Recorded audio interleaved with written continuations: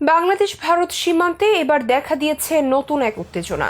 পাগল সেজে বাংলাদেশে প্রবেশ করছে একের পর এক ভারতীয়। অস্বাভাবিক আচরণ করছে নাম পরিচয় জিজ্ঞেস করলেই। একদিকে যখন সীমান্তে কাঁটাতারের বেড়া নির্মাণকে ঘিরে চলছে দুই দেশের মাঝে অস্থিরতা, ঠিক সেই মুহূর্তে ভারতের দিক থেকে আসা এসব পাগলদের ঘিরে জনমনে উঠছে নানা প্রশ্ন।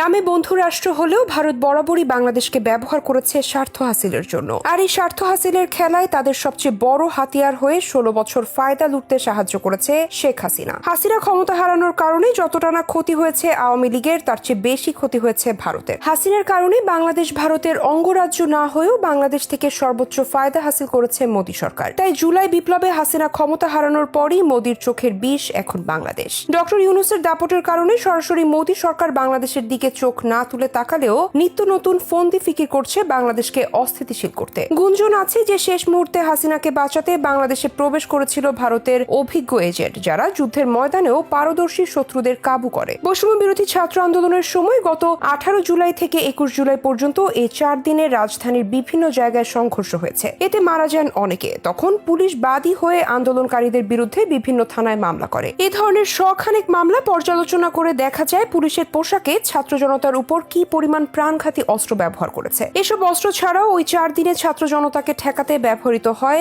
Special purpose automatic shotgun, BD-8 assault rifle, projectile multi impact, ভারী বল কার্তুজ ও হ্যান্ড গ্রেনেড। রাবার বুলেট বাদে ছোড়া হয় 17,000-এরও বেশি গুলি। এর মধ্যে প্রায় 4,500-ই প্রাণঘাতী। এ সময় রাজধানীতে নিহত হন 341 আন্দোলনকারী। মামলাগুলো পর্যালোচনা করে এক আইনজীবী বলছেন, লক্ষ্য স্থির করে এসব গুলি ছুড়েছে পুলিশ। আন্তর্জাতিক অপরাধ ট্রাইব্যুনালের এক প্রসিকিউটর জানান, SMG যেটা দিয়ে শত শত গুলি একসাথে বের হয়, এ ধরনের অস্ত্রের ব্যবহারের কি প্রয়োজন ছিল? এ ধরনের আন্দোলন থামানোর জন্য সাধারণ টিয়ার গ্যাস কিংবা রাবার বুলেট ব্যবহার করা হয়। এদিকে বিশেষজ্ঞরা বলছেন, 71-এর পর সাধারণের উপর এসব অস্ত্র কখনোই ব্যবহার করেনি পুলিশ। ওগুলো ব্যবহৃত হয় শুধুমাত্র যুদ্ধক্ষেত্রে। অস্ত্র ও বোমা বিশেষজ্ঞদের মতে SMGর ক্ষমতা হলো 30 রাউন্ড বুলেট একটা ম্যাগাজিনে থাকে। আপনি চাইলে এক ট্রিগারে 30টি গুলি বের হবে, যেটাকে বলা হয় ব্রাশ ফায়ার। SMGর চেয়েও আরেকটু শক্তিশালী অস্ত্র হলো লাইট মেশিন গান। বাংলাদেশের অতীত ইতিহাস ঘেটে দেখা গেছে যে কোনো আন্দোলনে পুলিশ সর্বোচ্চ টিয়ার গ্যাস, লাঠিচার্জ আর রাবার বুলেট ব্যবহার করেছে। একদিকে টার্গেট করে করে চোখ আর মাথায় গুলি করা, অন্যদিকে আন্দোলন ঠেকাতে এমন ভারী যুদ্ধাস্ত্রের ব্যবহারই ইঙ্গিত দিচ্ছে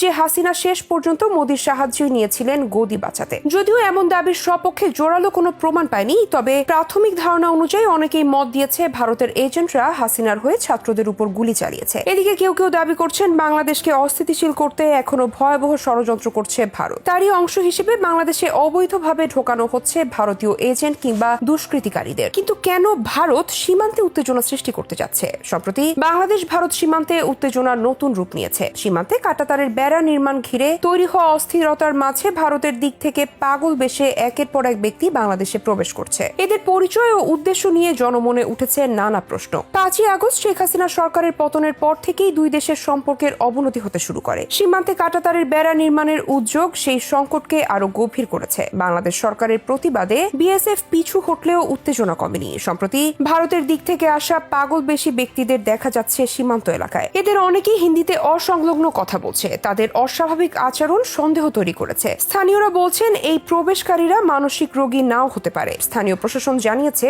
বিষয়টি নজরে আনা হয়েছে এবং প্রয়োজনীয় পদক্ষেপ নেওয়া হচ্ছে। বিজেপি ও স্থানীয় প্রশাসন এই পরিস্থিতি পর্যবেক্ষণ করছে। তবে ভারতীয় এই ব্যক্তিদের বাংলাদেশে প্রবেশের আসল কারণ নিয়ে আলোচনা থেমে নেই। বিশ্লেষকরা মনে করছেন, এটি কেবল সীমান্ত উত্তেজনারই অংশ নয়, এর পেছনে গভীর কোনো ষড়যন্ত্র থাকতে পারে। তাদের ব্যবহৃত ভাষা, পোশাক এবং আচরণ খতিয়ে দেখলে স্পষ্ট বিষয়টি সাধারণ নয়। জনমনে এখন একটাই প্রশ্ন, এরা কারা এবং এদের আসল উদ্দেশ্য কি?